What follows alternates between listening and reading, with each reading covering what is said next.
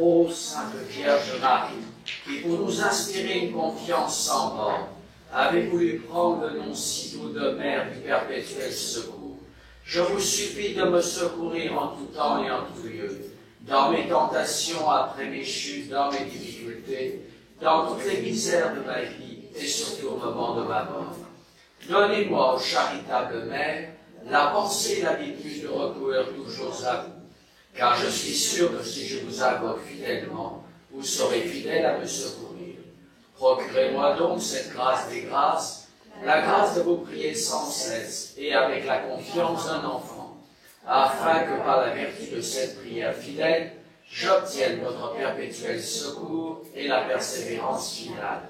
Bénissez-moi, ô tendre et secourable Mère, et priez pour moi maintenant et à l'heure de notre mort.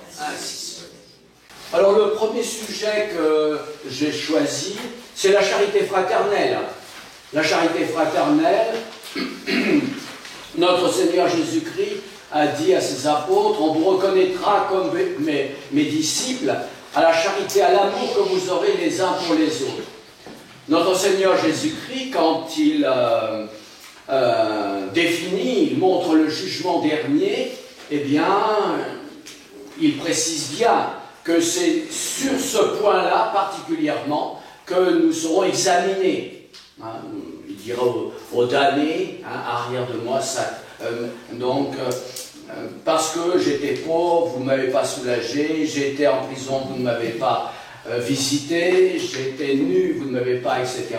Et à l'inverse, le discours à l'inverse pour les élus, justement, ce que vous avez fait au moindre d'entre les miens, c'est à moi que vous l'avez fait. Alors, la charité fraternelle, l'acte de charité précise, c'est aimer le prochain comme nous-mêmes. Mais bon, ça reste encore très général. Donc je voudrais, dans cette première instruction, essayer de préciser les choses. Comment pratiquer la charité fraternelle? Alors je vous ai fait un petit plan. Hein, comme vous le savez, je suis un homme de tableau. Hein, alors vous avez donc la petite feuille hein, qui vous donne un peu les précisions. Ça vous évite d'avoir trop à noter. Donc il me semble que la charité fraternelle peut se pratiquer à 3 niveaux. D'abord au niveau physique corporel. Nous sommes des êtres de chair et d'os. Donc la charité fraternelle, c'est se préoccuper des besoins du prochain par rapport justement à son corps, par rapport à sa subsistance. Ouais.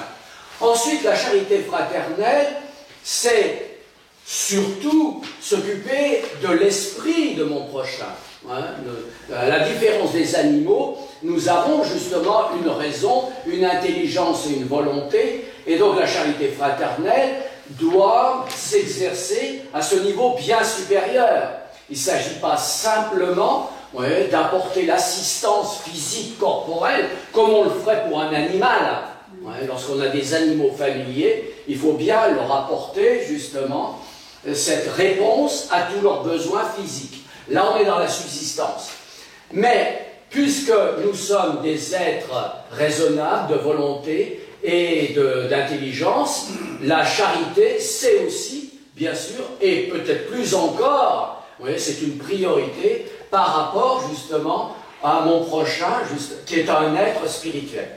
Et puis enfin, le dernier niveau, évidemment, c'est que mon prochain, il est destiné au bonheur éternel. Mon prochain, il a pour finalité, il a pour but, eh bien, d'aller au ciel. Donc la charité, l'amour charité, essentiellement, c'est bien aider son prochain à faire son salut. C'est surtout cela, bien sûr. Donc, on va examiner l'amour du prochain sous ces 3 aspects. Par rapport à son corps, par rapport à sa chair, par rapport à son physique, par rapport à sa raison, par rapport à sa volonté, par rapport à son intelligence. Et puis, l'amour du prochain, l'amour charité, c'est s'occuper du salut du prochain, faire en sorte que le prochain passe sa vie sur terre d'une manière féconde et fructueuse, de manière à mériter le ciel. C'est bien surtout en cela. Alors, ces trois manières de pratiquer l'amour du prochain ne sont pas en concurrence, ne sont pas en rivalité. Bien sûr, ces trois manières d'aimer le prochain sont complémentaires. Donc, il faut chercher justement à pratiquer l'amour du prochain de ces trois manières-là, donc d'une manière harmonieuse, complémentaire, et en respectant évidemment les priorités. Je dois d'abord avoir comme souci de procurer les moyens du salut éternel, mais sans négliger pour autant ce qui touche l'esprit de mon prochain, et puis aussi ne pas faire abstraction, ne pas négliger les besoins physiques et corporels de notre prochain. Donc voilà, l'amour du prochain sous ces trois aspects. Alors commençons par le premier, si vous voulez bien. Donc, lorsque Monseigneur Lefebvre nous parle de ses missions, lorsqu'il allait dans des pays extrêmement défavorisés, etc., Monseigneur Lefebvre nous disait bien qu'un des soucis des missionnaires, eh bien, c'est de soulager ces populations dans leur détresse matérielle. Bien sûr, il fallait leur prêcher l'évangile, mais bien souvent, ces gens étaient dans une telle difficulté, eh bien, qu'il fallait d'abord, d'une certaine manière, leur apporter le pain à manger, les médicaments pour les soigner, etc. Donc, on s'occupe. Et on voit bien que notre Seigneur Jésus-Christ, dans l'Évangile, bien souvent, on le voit justement soulager les malheureux, il fait la multiplication des pains, notre Seigneur Jésus-Christ guérit les malades, notre Seigneur Jésus-Christ, cette compassion pour la foule par rapport à sa détresse physique, matérielle, etc. Notre Seigneur Jésus-Christ est très sensible, il le montre bien, à cette situation des gens qui peuvent être, cette situation peut être extrêmement précaire, difficile, pénible, douloureuse. Donc notre Seigneur Jésus-Christ montre justement qu'il est tout à fait attentif, attentionné à ces besoins de ces gens. Alors, donc il faut apporter l'amour du prochain, c'est lui apporter justement tout ce qui est nécessaire à sa survie. Donc l'amour du prochain, il va se traduire par des initiatives pour apporter l'alimentaire, le sanitaire, le sécuritaire.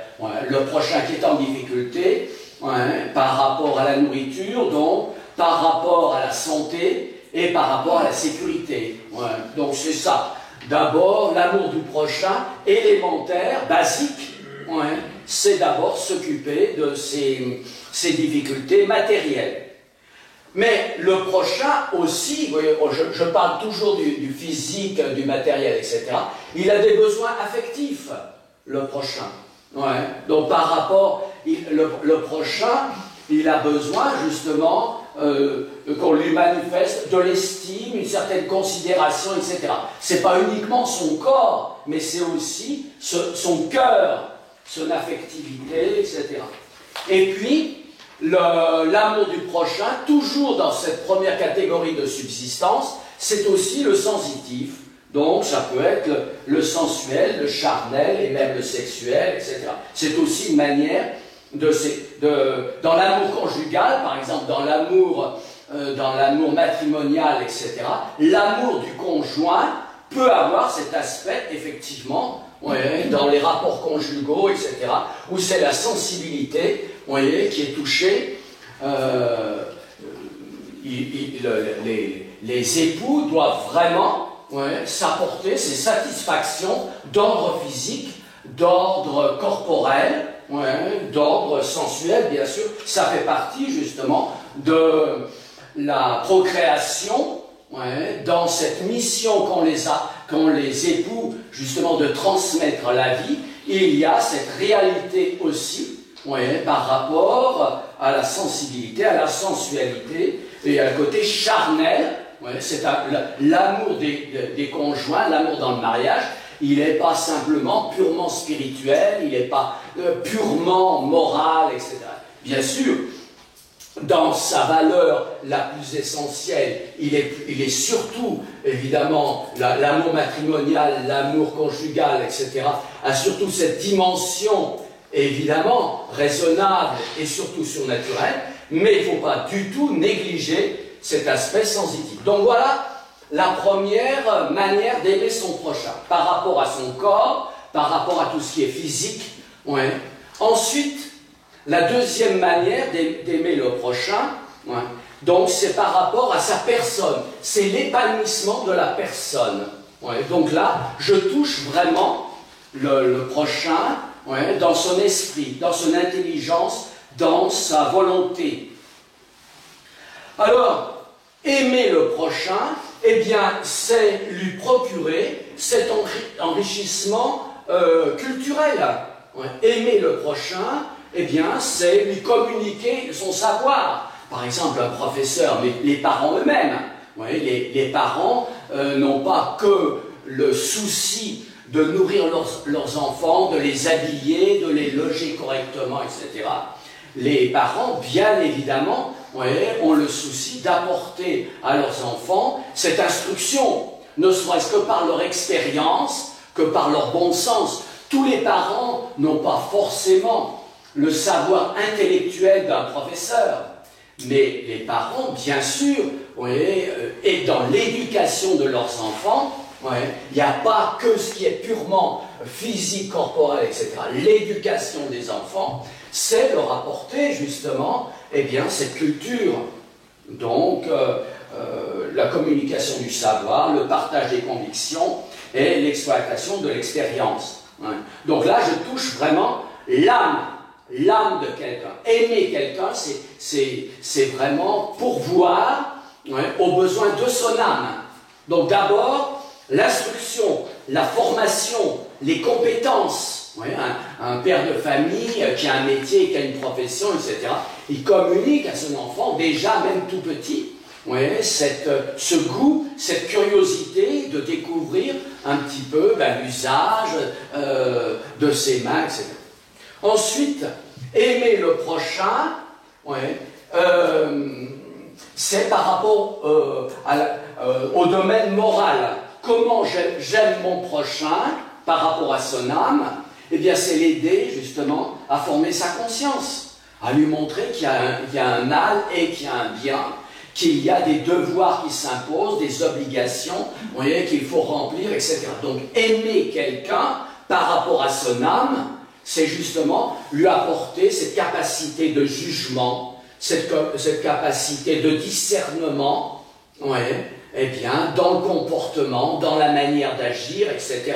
C'est ce que vous faites dans l'éducation, ce que vous avez fait dans l'éducation de vos enfants, évidemment. Aimer un enfant, surtout quand il est en bas âge, etc., ouais, c'est lui donner toutes ces normes par lesquelles l'enfant commence, même avant l'usage de la raison, à proprement parler. Les parents lui donnent déjà un conditionnement des réflexes, oui, où l'enfant apprend à appliquer certaines règles de vie. Aimer quelqu'un, c'est lui donner justement, oui, cette capacité, eh bien, d'agir raisonnablement. Oui. À plus forte raison quand l'enfant, évidemment, a atteint l'usage de la raison. Donc, aimer quelqu'un, ouais, c'est, je le montre bien, vous voyez, lui faire découvrir les exigences d'une discipline personnelle. Aimer quelqu'un, c'est lui faire comprendre qu'il doit apprendre à se maîtriser, à se contrôler. Il sent bien que comme l'animal, il a des instincts, il a des inclinations, il a des tendances, mais tout ça, ça se gouverne. Ouais. Donc, aimer quelqu'un, ouais, c'est l'aider justement à cette prise en charge, ouais, de tout son être moral. Aimer quelqu'un, c'est lui faire prendre conscience, eh bien, qu'il y a une question de dignité, il y a une question d'honneur. Ouais. Celui qui n'applique pas certaines règles, ouais, par exemple qui devient menteur, quelqu'un qui devient voleur, etc., qui ne respecte pas les préceptes fondamentaux de la conscience, ben c'est quelqu'un, vous voyez, qui va être déviant, quelqu'un qui va devenir dans la société un élément nocif, toxique, Ouais. Donc aimer quelqu'un, c'est vraiment, vous voyez, dans le domaine moral, lui permettre cette évolution. Et puis enfin, ouais, toujours, vous voyez, par rapport à la personne, là je ne m'occupe pas du corps, du physique, vous voyez, de la personne en question, je m'occupe de son âme, donc de sa personne. Et je cherche à faire comprendre à cette personne qu'à travers justement cette instruction, à travers cette conscience, à travers l'accomplissement des devoirs, c'est la liberté qu'on acquiert. La liberté, c'est ça. La liberté, c'est conquérir justement, vous voyez, cette personnalité, ouais, qui fait la qualité de mon existence, qui donne aussi la sécurité dans mes relations, dans mes rapports avec mon prochain. Ouais, je vais pouvoir justement gagner la confiance de mon entourage parce qu'on sait justement que j'agis en fonction de certaines règles, de certaines normes, ouais, de certaines... Et puis enfin, aimer quelqu'un, c'est l'aider à prendre sa place dans la société. Chacun, c'est comme dans une maison. Une maison, elle est constituée d'éléments. Ouais, il y a la porte, il y a les fenêtres, il y a les meubles, il y a les murs, etc. Eh bien, aimer quelqu'un, c'est lui faire comprendre qu'il n'est pas un individu comme ça, isolé. Il fait partie d'un ensemble, il fait partie d'un corps. Comme dans un corps, il y a les différents membres. Eh bien, aimer quelqu'un, c'est lui faire découvrir que dans la société, ouais, eh bien, il doit avoir une fonction, ouais, il doit avoir un rôle. Ouais. Alors, c'est l'aider justement à découvrir à travers ses qualités personnelles, à travers ses dons, eh bien qu'il est capable, oui, d'assumer certaines missions, qu'il est capable justement de s'engager à pratiquer un métier, une profession, etc. Donc le rôle social, donc l'enfant, on peut dire, si vous voulez, que dans une famille, c'est le père surtout. Oui, on peut dire que le père, c'est celui qui va aider les enfants à sortir de la famille, justement, une fois qu'ils ont atteint la maturité, à sortir de la famille pour rentrer, oui, comme élément fructueux, fécond dans la société. C'est le père de famille. Autant la mère de famille a plutôt le rôle, justement, de garder l'enfant dans l'intimité familiale, de le protéger, de l'initier, justement, à tout ce qui peut lui donner cette solidité affective, psychologique, etc. Autant le père de famille a le rôle, justement, de faire passer l'enfant de la famille à la société, de cette petite cellule familiale. Ouais, l'enfant doit apprendre justement à rentrer dans la société avec... Donc aimer quelqu'un, c'est très important, c'est lui donner, ouais, les possibilités, la faculté nécessaire, les capacités nécessaires pour rentrer dans la société, pour être un élément vraiment dans la société. Donc, faire comprendre, aimer quelqu'un, c'est lui faire comprendre qu'il doit rentrer dans une institution lui-même. Quelle institution? Bien, lui-même, il doit normalement être appelé à fonder une famille, ouais, ou bien consacrer sa vie dans le cadre d'une communauté religieuse, d'une congrégation, etc. Il peut, ce métier, cette profession qui lui donne une place sociale, il peut l'exercer dans le cadre, eh bien, du monde médical, d'une école, de l'armée, etc. Faire partie d'une institution, ouais, qui lui donne, ouais, ce rôle très positif dans la société. Ouais. Donc voilà l'amour, ouais, par rapport à l'âme, par rapport à l'esprit, ouais, de l'être que j'aime. Ensuite, la dernière fonction, la dernière réalité, ouais, de l'amour du prochain, c'est l'aider justement à conquérir son salut éternel, bien sûr.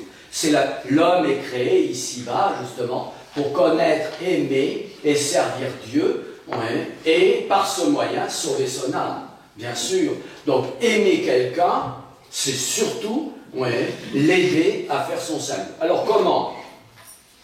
Cet amour du prochain, il est d'abord déifiant, c'est-à-dire je vais aider le prochain, ouais, à recevoir cette vie divine, ouais, par le baptême, ouais, par les sacrements. Ouais, je participe vraiment à la vie de Dieu, je reçois la vie surnaturelle. Donc, je vous ai parlé du rôle du missionnaire. Ouais, un missionnaire, d'abord, il va justement, dans un premier temps, aider ces populations dans la détresse, eh bien, à se nourrir convenablement, à se soigner, etc.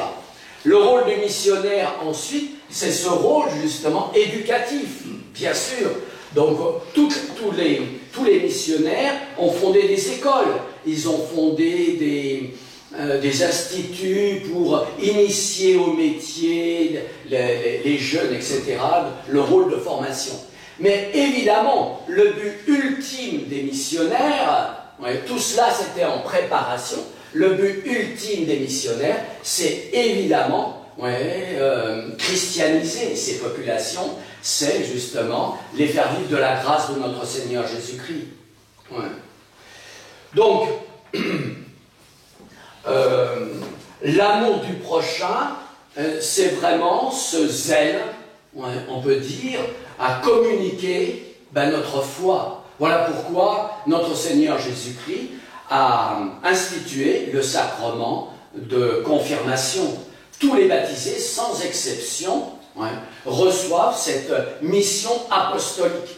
On ne peut pas faire partie de la religion catholique, ouais, sans avoir, évidemment, ouais, cette volonté, eh bien, de répandre la foi. Ouais, Saint Paul dit, on reçoit la foi pour être justifié. On ne peut pas recevoir le baptême, ouais, sans croire en notre Seigneur Jésus-Christ, en la Sainte Trinité. D'ailleurs, quand on baptise quelqu'un, ouais, on commence le rite en lui posant la question « Que demandez-vous à l'Église de Dieu ?» Et celui qui veut être baptisé dit « La foi ». C'est ce qu'on demande d'abord. Ouais. Donc la foi nous est nécessaire pour être justifié. On ne peut pas recevoir la grâce de Dieu sans la foi. Mais Saint Paul dit, si la foi est nécessaire pour être justifié, elle ne suffit pas pour être sauvé. La foi est nécessaire pour être justifié, mais il faut professer sa foi pour être sauvé. Il faut professer sa foi. Donc c'est indispensable. L'amour du prochain, ouais, on ne peut pas aimer le prochain sans avoir une véritable volonté, une véritable méthode, ouais, une véritable initiative, ouais, sans se donner vraiment cet objectif. Comment je communique la foi à mon prochain? Ouais, il y a on trouve des tas d'œuvres caritatives, soi-disant caritatives, etc., vous voyez, qui sont des œuvres humanitaires. Ouais, c'est-à-dire que dans les populations, on va répandre justement, hein, de la nourriture, des médicaments, etc. Vous avez aussi des associations qui sont essentiellement d'ordre éducatif. Ouais. Mais bien souvent, ces associations ne veulent surtout pas être confessionnelles. Ah, surtout pas. Il faut rester neutre, il faut respecter ces populations dans leur religion, etc. Pour un chrétien, c'est inadmissible. C'est inadmissible, ouais, de faire une cloison étanche, ouais, quand on va... Et aujourd'hui, c'est assez d'actualité, ça. Quand on va justement dans des pays, vous voyez, qui, malheureusement, qui sont dans le paganisme ou dans une fausse religion, etc., on vous laisse croire que le rôle des missionnaires, il est à ce niveau-là, ouais, humanitaire, et au niveau éducatif, etc. Mais il ne faut surtout pas, ouais, d'aller, d'une certaine manière, faire du prosélytisme et chercher à à amener ces populations à la véritable religion. C'est une sorte de violation de leur conscience. Alors ça, c'est une aberration. C'est une aberration. Bien sûr que non. L'amour du prochain, si on fait tout ça et tout ça, c'est vraiment le but ultime, c'est bien sûr ça. D'avoir vraiment cette volonté d'amener ces populations. Et voyons justement, bien souvent ces populations, voyant le zèle des missionnaires, justement, dans le travail, le travail physique, etc., voyant aussi leur bel esprit d'initiative pour leur communiquer la culture, etc., ces gens étaient particulièrement bien disposés. Ils voyaient dans ces missionnaires, sur les religieuses, les prêtres, etc., qui avaient cette bienveillance, qui avaient cette volonté, etc. Mais ces populations païennes découvraient que le vrai but, il était là, évidemment. Il était là. Aimer son prochain. Donc, c'est d'abord l'enrichir, le mettre dans les conditions de recevoir la grâce de Dieu, bien sûr, de recevoir la vie surnaturelle. Donc ça se fait par l'esprit apostolique, ça se fait par la profession missionnaire. Ensuite, donc le missionnaire cherchait d'abord à instruire ces populations pour les faire baptiser, etc. Ensuite, aimer son prochain, c'est que cette vie divine qui a été reçue, il va falloir l'entretenir. Cette vie divine, il va falloir la développer, il faut la mettre en pratique. Donc, aimer son prochain, c'est l'aider justement à pratiquer les vertus surnaturelles. Donc, c'est lui faire comprendre au prochain qu'il ne suffit pas de recevoir la vie de Dieu, il faut qu'elle s'épanouisse en nous. Il faut que cette vie divine, justement, nous transforme. Et Monseigneur Lefebvre, dans ses sermons où il parlait de son expérience missionnaire, il disait que c'est ce qui l'avait enthousiasmé, c'est de voir justement que ces populations qui étaient païennes encore presque la veille, quand ces populations avaient été baptisées et qu'elles assistaient à la Sainte Messe, il voyait que ces gens-là étaient transformés, transfigurés. Ça devenait des chrétiens d'élite, vraiment. Donc voilà, le véritable but de missionnaire, c'est de sanctifier ces populations, c'est de faire en sorte que leurs mœurs, malheureusement souvent barbares, on peut dire, souvent, quand on est dans le paganisme ou dans des religions, malheureusement, des fausses religions, il y a toutes sortes de vices qui s'installent, toutes sortes de mauvaises habitudes, etc. Donc aimer le prochain, c'est le faire sortir justement de ces mauvaises habitudes, de ces vices, corriger les défauts, etc. Aimer son prochain, c'est ce rôle sanctifiant. Et puis finalement, aimer son prochain, évidemment, c'est lui faire obtenir la béatitude éternelle. C'est aimer son prochain, c'est lui faire pratiquer les béatitudes, bien sûr. Donc de le mettre en condition pour de le faire vivre dans cette communion des saints, vraiment. D'une certaine manière, on peut bien dire que celui qui est en état de grâce, il anticipe le ciel. Notre Seigneur Jésus-Christ dit, celui qui croit et vit en moi, il possède déjà la vie éternelle et je le ressusciterai au dernier jour.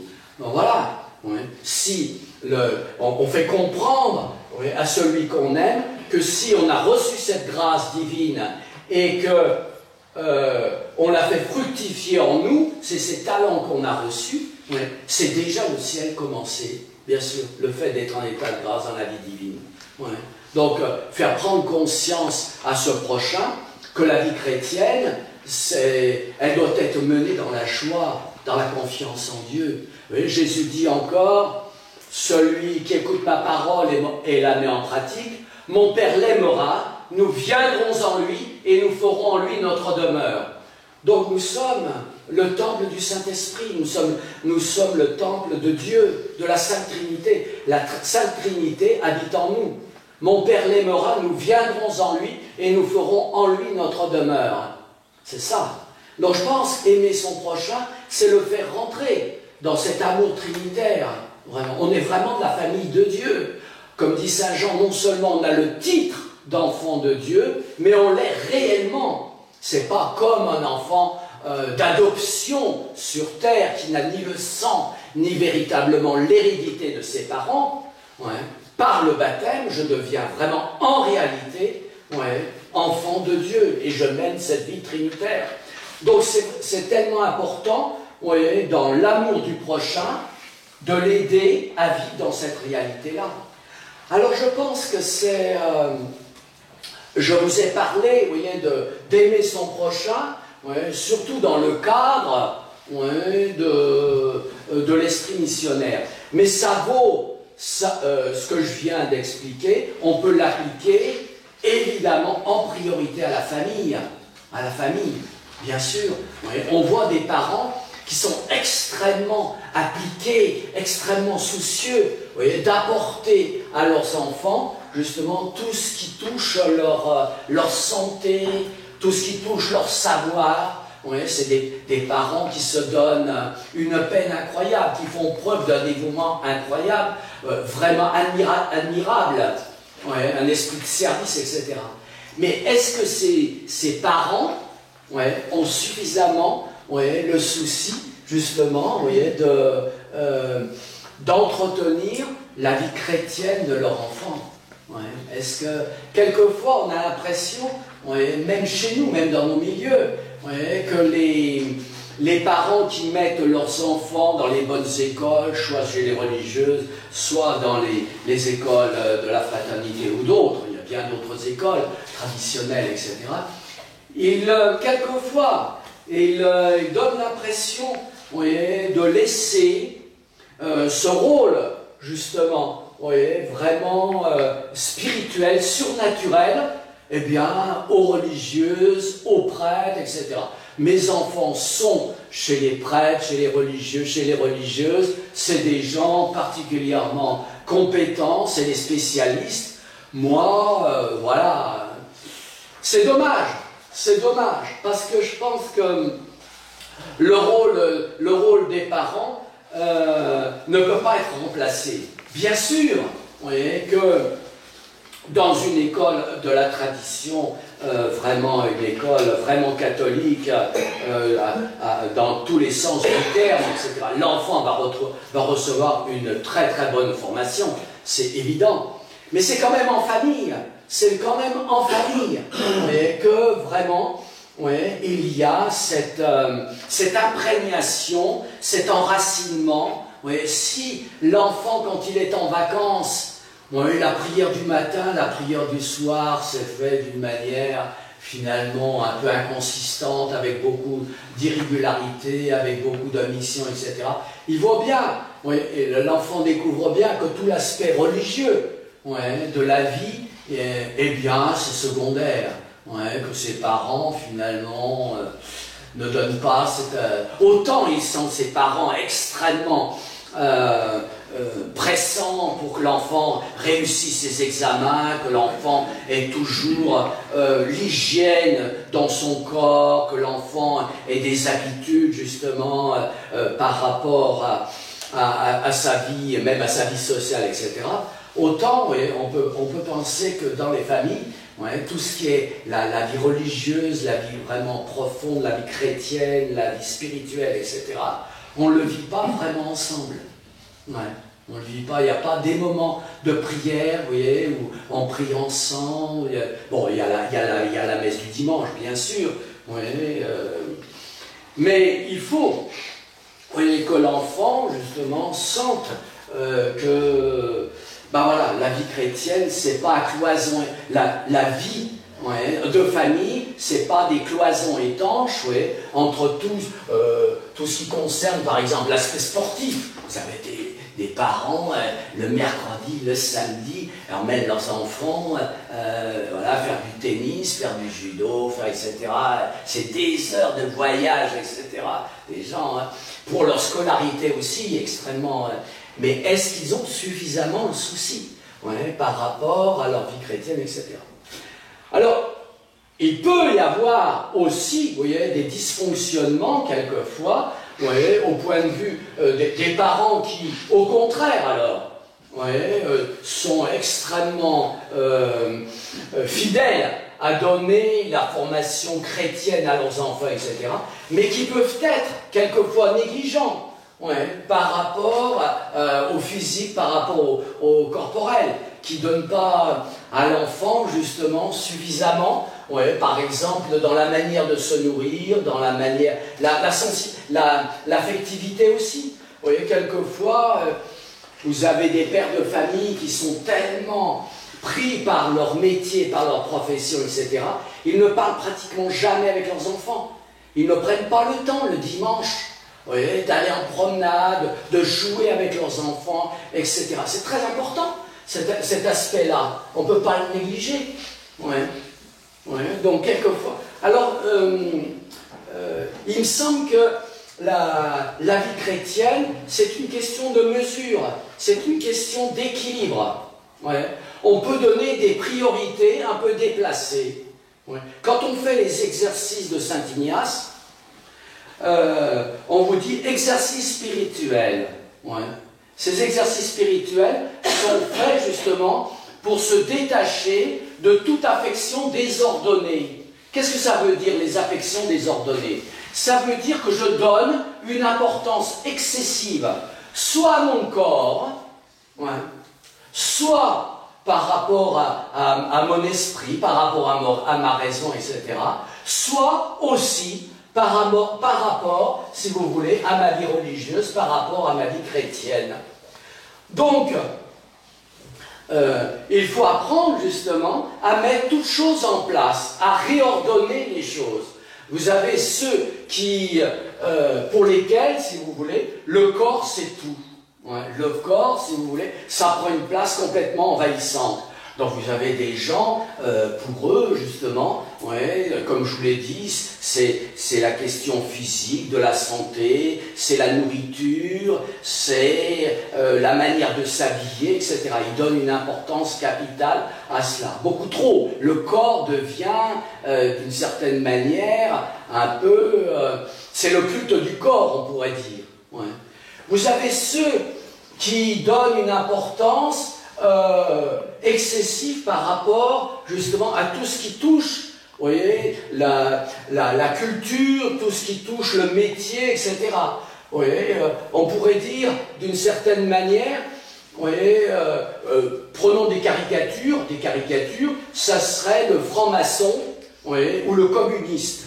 Vous voyez, le franc-maçon et le communiste, c'est des gens, vous voyez, pour lesquels les véritables valeurs, eh bien, c'est justement, vous voyez, par rapport à la culture, par rapport à une certaine conscience, par rapport à la solidarité, par rapport à l'amitié et par rapport à la profession. Ces gens-là, vous voyez, le communiste et le franc-maçon, c'est des gens, justement, qui limitent leur vie ici-bas, à cette vie d'épanouissement physique et épanouissement corporel, et l'épanouissement intellectuel, l'épanouissement moral. Mais ces gens-là ne veulent pas de la religion. Pour eux, la religion, ça n'existe pas. La religion, c'est de la superstition, c'est des gens. Voilà pourquoi l'Église a condamné le communisme et la franc-maçonnerie comme intrinsèquement pervers, non pas parce que ces gens-là, vous voyez, vont sans cesse être dans le sordide, dans le morbide, dans le monstrueux, pas du tout. On peut très bien trouver chez des francs-maçons, chez des communistes, de véritables valeurs. Pourquoi l'Église est si sévère vis-à-vis de ces gens-là? Parce qu'ils font l'exclusion. Pour eux, la religion, ce rapport avec Dieu et surtout les mystères. Pour eux, le mystère de la Sainte Trinité, un Dieu qui se révèle rédempteur, sauveur, sanctificateur, rémunérateur, pour eux c'est de l'invention, pour eux c'est vraiment de l'idéologie, ça n'a aucune réalité. Donc voilà,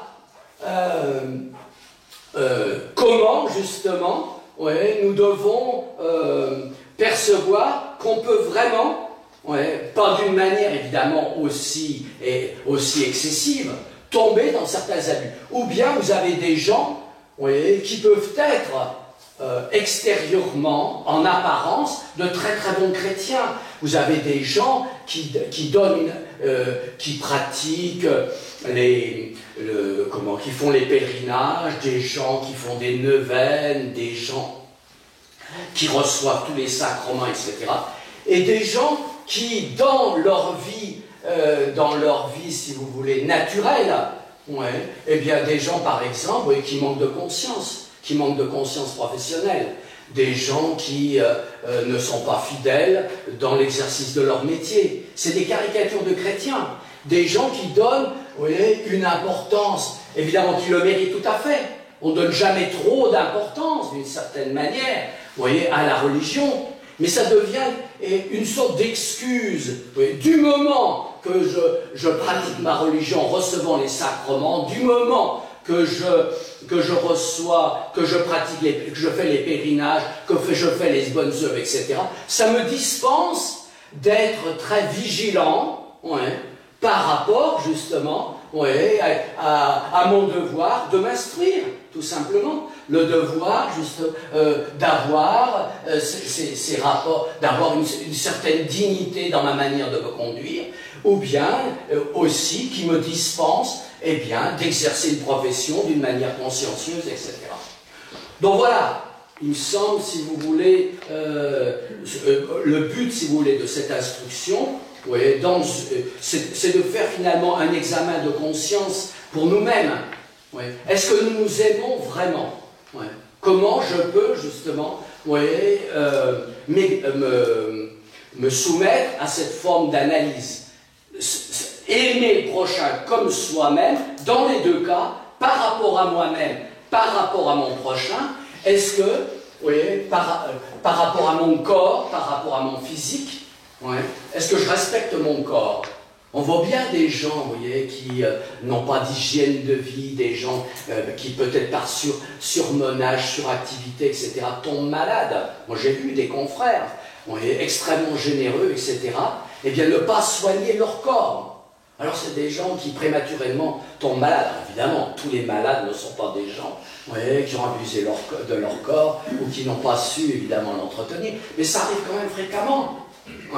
Des gens qui ne donnent pas suffisamment de soins à leur corps. S'aimer soi-même et aimer le prochain, c'est vraiment comprendre que notre corps, c'est un don de Dieu et très important. À partir du moment, justement, où j'ai un corps qui fonctionne mal, eh bien, tout le reste va être très difficile. Ensuite, donc, pendant cette, si vous voulez, la méditation qu'on va faire un petit peu ensemble, c'est d'abord s'examiner. Est-ce que, par rapport à mon corps, par rapport à mon physique, ne serait-ce que la nourriture, par exemple, beaucoup de gens abusent de la nourriture ou ne mangent pas suffisamment, etc., par rapport à l'hygiène de vie, etc.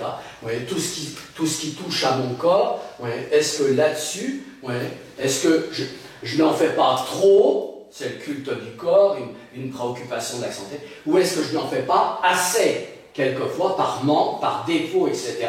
On néglige son corps. Vous voyez, donc, l'examen, c'est justement de régler les choses, de mesurer quelle est la place de mon corps. C'est important comme question. Est-ce que je ne suis pas esclave de mon corps, avec le culte de mon corps, mon physique, mon apparence, etc. Ou bien est-ce que je néglige mon corps par manque d'hygiène, par manque d'activité, voilà, il y a des gens qui ne savent jamais se divertir, et puis ensuite ils font de la dépression, etc. Parce que voilà, ils n'ont pas su se donner la détente, les loisirs nécessaires, etc. Alors ensuite, le deuxième examen, c'est par rapport à mon esprit. Est-ce que j'ai un souci? Il y a des gens qui ne lisent jamais, qui ne cherchent pas du tout, à continuer à avoir une certaine curiosité intellectuelle, etc. Et c'est l'abrutissement. Notre religion, surtout aujourd'hui, on rencontre tellement de gens qui sont dans l'ignorance, tout simplement. Alors évidemment, chacun à son niveau, mais on doit être capable quand même. Est-ce qu'on a suffisamment ce souci de s'instruire de notre religion? Et puis aussi, même dans les domaines profanes, Je pense que c'est important lorsqu'on parle à des jeunes, etc. L'actualité évolue à une vitesse, alors sans chercher évidemment à suivre servilement, vous voyez, toutes les nouveautés. Il faut quand même être au courant. Vous vivez dans le monde. Vous voyez, un père, une mère de famille qui paraissent complètement déconnectés de la réalité, parce que c'est des gens, vous voyez, qui ne se donnent pas le temps de la réflexion, de la formation, vous voyez, de la documentation, etc. Les enfants perdent confiance, ils sentent qu'ils ont complètement décroché de la réalité. Donc on a un devoir, vous voyez, par rapport, si vous voulez, à la culture, etc., de s'enrichir, de s'entretenir, etc. C'est fondamental. On voit certaines mères de famille qui sont tellement, vous voyez, investies dans tout le côté matériel de leurs tâches, etc. Elles ne prennent plus leur temps, vous voyez, d'entretenir certaines relations, Alors c'est des personnes souvent qui ont fait des études très intéressantes, de très bon niveau, etc. Eh bien, elles perdent ces acquis parce qu'elles ne les entretiennent pas. Alors, au point de vue moral aussi, vous voyez, d'entretenir cette relation d'amitié. On voit des gens qui s'isolent, des gens qui se marginalisent, des gens qui ne savent pas justement... Et puis au point de vue social aussi, ça devient difficile parce que vous voyez, on vit dans une société de plus en plus déchristianisée, de plus en plus matérialiste, et on a l'impression que le fossé grandit. Ouais. Mais je pense qu'il ne faut pas non plus, vous voyez, avoir une mentalité de celui qui vit dans sa bulle. Il faut quand même avoir une vie sociale. Ouais. Comment on fait? Ouais, d'entretenir quand même avec notre entourage, etc. On nous reproche quelquefois, vous voyez, dans la tradition, ouais, d'avoir une sorte de hantise du noyautage, les gens qui nous infiltrent, etc. Donc des gens qui sont toujours là, craintifs, etc. Quand même, je pense que on peut quand même, je pense, dans la société, quel que soit le milieu dans lequel on vit, on peut trouver quand même vraiment des gens qui sont tout à fait fréquentables. Ouais. Alors celui qui est, et on en voit malheureusement, qui s'isole, qui se marginalise, etc., c'est pas bon du tout. Ouais. Et puis donc finalement, au point de vue, alors évidemment, dans une récollection comme on l'a fait aujourd'hui, c'est surtout ce sujet-là, évidemment, vous voyez, qu'on va s'interroger. Je pense que pour la plupart d'entre vous, vous voyez, vous avez fait des retraites. Ouais, des retraites, et on peut dire que le grand fruit des retraites, c'est les résolutions. Où vous en êtes de ces résolutions? Ouais, je pense que si on veut mener une vie chrétienne de qualité, ouais, qui nous permet des progrès, notre Seigneur Jésus-Christ dit, soyez parfaits comme votre Père Céleste est parfait. Donc ça veut dire que dans la vie chrétienne, ouais, il y a toujours cette volonté de s'améliorer, autant physiquement. Ça se dégrade, hein. Voilà, moi j'essaye de ralentir la pente, mais il n'y a rien à faire à partir d'un certain âge physiquement. Pas spirituellement, pas spirituellement. Donc je pense que c'est important. Vous voyez, est-ce qu'on a cette volonté, vous voyez, d'amélioration, de sanctification, d'amélioration, etc. Et on peut dire, vous voyez, que pour un prêtre, c'est extrêmement gratifiant au confessionnal de voir des gens, ouais, même d'un certain âge, etc., ouais, qui justement gardent toujours cette ferveur d'esprit, cette volonté d'évoluer. Et souvent, le Saint-Marie, c'est sûr, en tant que prêtre, de confesseur, dit ah ben, pourquoi lui s'en sort, quoi? Pourquoi lui il fait des progrès, pourquoi pas moi? Ouais. Donc dans le confessionnal, il n'y a pas que, évidemment, des gens, ben, le confessionnal c'est fait pour ça, évidemment, d'accuser des péchés, etc. Mais on voit aussi, ouais, des gens qui, dans la confession, eh bien, se donnent une étape spirituelle, et à partir, dans chaque confession, on dit bien, je prends la ferme résolution de ne plus vous offenser, d'éviter les occasions et de faire pénitence. Donc dans chaque confession, il y a vraiment cette volonté, ouais, d'avancer, etc. Alors, évidemment, cette récollection, hein, c'est celui-là, ouais, où vous en êtes. Ouais, dans votre... ça va être un petit peu l'examen, si vous voulez, je vais vous aider dans ce sens-là, ouais, par rapport à votre vie chrétienne, etc. Ouais, par rapport à votre résolution. Est-ce que vous avez le souvenir déjà de résolution, ouais, de retraite? ouais, et de faire le point. C'est ce qu'on appelle le contrôle continu. Ouais, de temps en temps, faire un petit bilan, justement, et si vous venez à la récollection, c'est bien l'objectif. Ouais, où vous en êtes, ouais, spirituellement, ouais, par rapport à votre vie chrétienne, ouais, et comment, justement, à travers ces exercices qu'on va faire ensemble, eh bien, on peut progresser, bien entendu.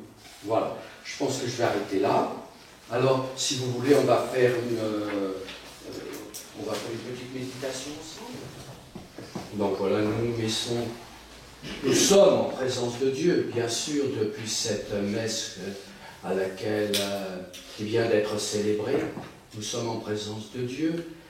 Mais comme je l'ai rappelé, cette présence de Dieu, elle exige constamment de renouveler l'acte de foi, justement, de rentrer vraiment à l'intérieur de notre âme, voyez, pour y découvrir ce Dieu vraiment présent, de dépasser les apparences, ouais, et demandons à la très sainte Vierge Marie, quand on dit à la très sainte Vierge Marie, le Seigneur est avec vous, le plus beau compliment qu'on puisse faire à la très sainte Vierge Marie, eh bien c'est justement qu'elle a vécu en permanence cette présence de Dieu. Donc elle nous aide justement pendant ces quelques instants à nous plonger dans cette présence de Dieu. Pensons à invoquer notre ange gardien, nos saints patrons, c'est pour cela, c'est le rôle principal bien sûr dans notre vie chrétienne. Tous ces intercesseurs, ces protecteurs, nous font vivre la communion des saints et ils nous favorisent, ils nous aident à vivre cette présence de Dieu, à élever notre âme. Donc la méditation, l'amour du prochain, chacun a sa méthode. Si vous voulez, je vous propose la méthode Jésus dans les yeux, Jésus dans le cœur, et Jésus dans les mains, méthode bien connue, classique. Donc sur un sujet particulier, d'abord Jésus dans les yeux, c'est-à-dire, on se rappelle, l'enseignement de notre Seigneur Jésus-Christ, la doctrine de notre Seigneur Jésus-Christ. C'est Jésus dans les yeux. Ensuite, Jésus dans le cœur, eh bien, c'est les affections, c'est-à-dire par rapport à cet idéal que notre Seigneur Jésus-Christ m'a enseigné, comment je le mets en pratique, cet idéal? Alors, c'est les affections, ce qu'on appelle les affections. D'abord, la reconnaissance, l'émerveillement, l'adoration sur le plan de Dieu, comment le bon Dieu, justement, a organisé notre salut. Et puis, Jésus dans les mains, ça sera les résolutions. Comment, dans l'avenir, ce que notre Seigneur Jésus-Christ me propose, je veux l'appliquer, je veux le mettre en pratique dans ma vie de tous les jours. Donc Jésus dans les yeux par rapport à l'amour du prochain, ce que notre Seigneur Jésus-Christ a pu nous dire dans l'amour du prochain.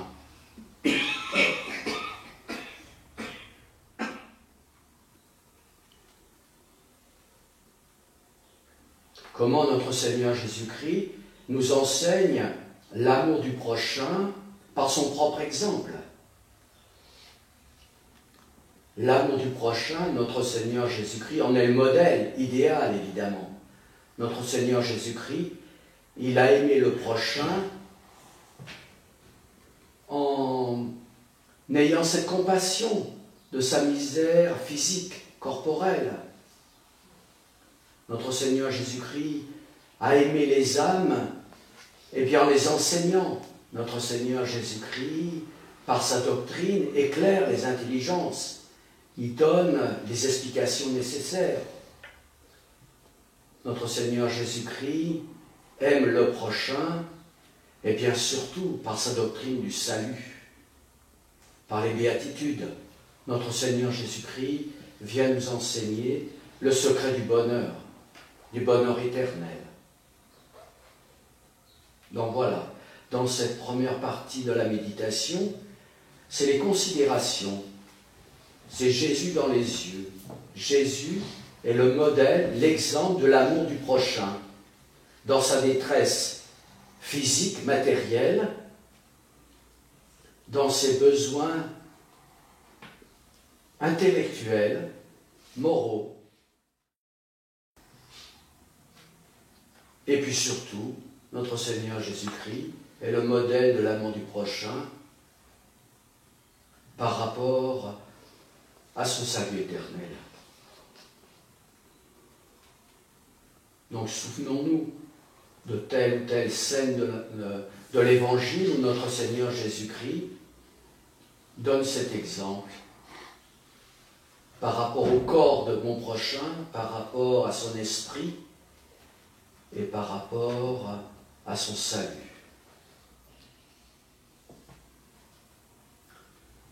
Jésus dans le cœur maintenant, c'est-à-dire cet amour du prochain, comment je le pratique moi-même, comment il s'applique à moi-même.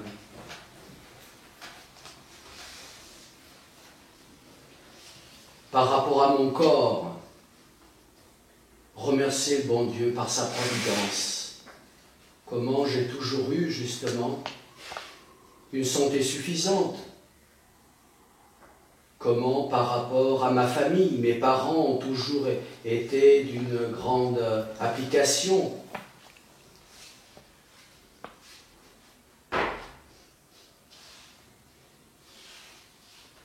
Pour subvenir à tous mes besoins. Comment par rapport à mon instruction, à ma formation, la Providence, là encore, a fait en sorte eh bien, que je puisse épanouir ces facultés que j'ai reçues. Comment j'ai été initié aussi par l'exemple de mes parents, par l'éducation reçue, à former ma conscience et ensuite à exercer un métier. Donc dans cette deuxième partie, Jésus dans le cœur, sachons remercier, adorer la Providence, combien nous sommes des privilégiés, combien nous sommes favorisés.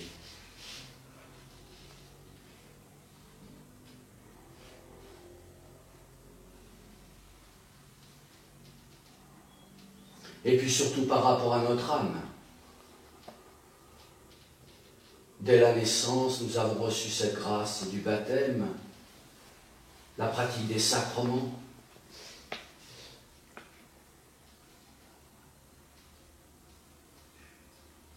Combien nous avons toujours été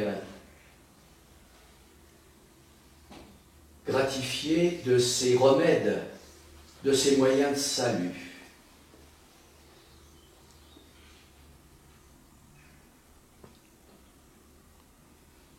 Donc en même temps que Jésus dans le cœur, c'est ces sentiments de reconnaissance, ces sentiments d'adoration, c'est ces affections, mais c'est aussi de regrets, ces regrets aussi. Est-ce que je n'ai pas abusé quelquefois de ces talents? Est-ce que j'ai su les exploiter selon la volonté de Dieu, en conformité avec ma vocation? Est-ce qu'il n'y a pas eu, malheureusement, quelquefois, des occasions perdues?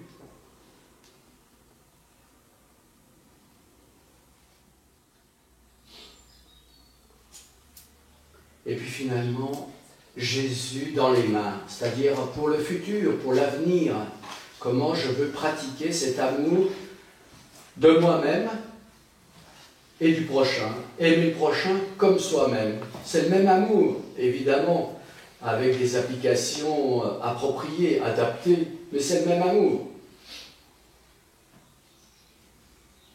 Par rapport à mon corps et par rapport au corps du prochain, est-ce que j'ai été suffisamment attentif, justement, à apporter aux personnes dont j'étais responsable les soins, les attentions, les services qu'elles pouvaient attendre de moi, et mon propre corps aussi.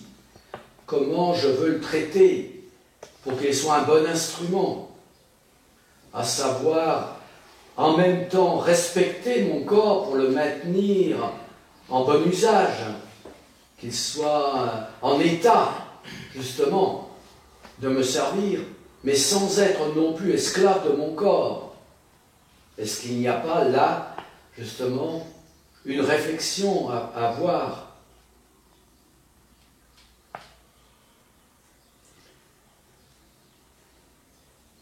Et par rapport aux personnes qui sont encore sous ma dépendance, dont je me sens responsable, est-ce que je ne donne pas une importance exagérée à tout ce qui concerne l'habillement, le logement? Notre Seigneur Jésus-Christ le dit aux Juifs, pour ce qui concerne la nourriture, le logement, l'habillement, laissez ça aux païens, pour vous chercher d'abord le royaume des cieux. Mais à l'inverse, il peut y avoir une négligence, une sorte d'omission.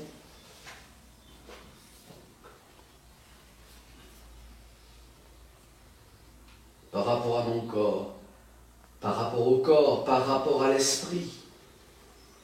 Est-ce que j'ai suffisamment le souci de cette formation continue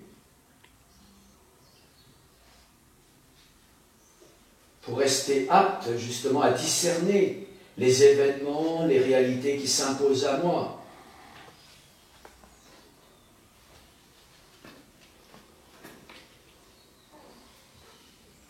Est-ce que j'ai cette vie sociale? Est-ce que je la favorise aussi avec mon entourage?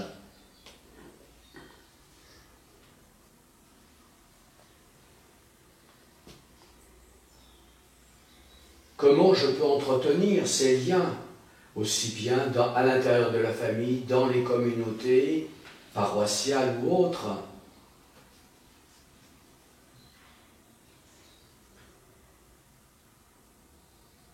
Et puis aussi, bien sûr, par rapport à mon âme, depuis la dernière retraite, où j'en suis. Que cette récollection d'aujourd'hui et de ces quelques jours qui vont suivre soit vraiment l'occasion d'avancer, de progresser, de mieux conformer ma vie à la volonté de Dieu.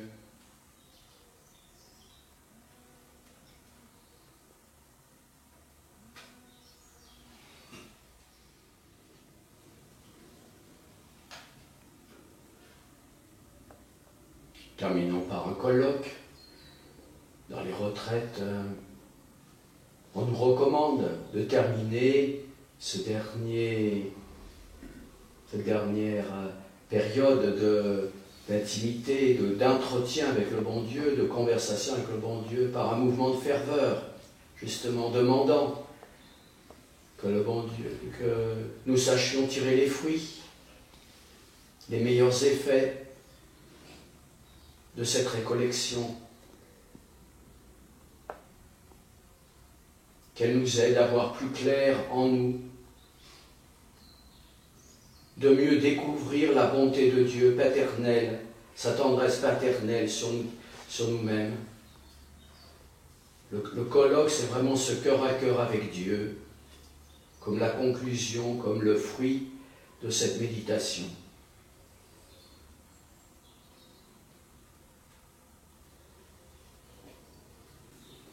Comme c'est le temps pascal, nous allons terminer en chantant le Regina Coeli, si vous voulez bien vous lever.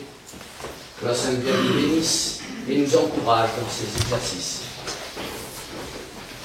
Regina Coeli.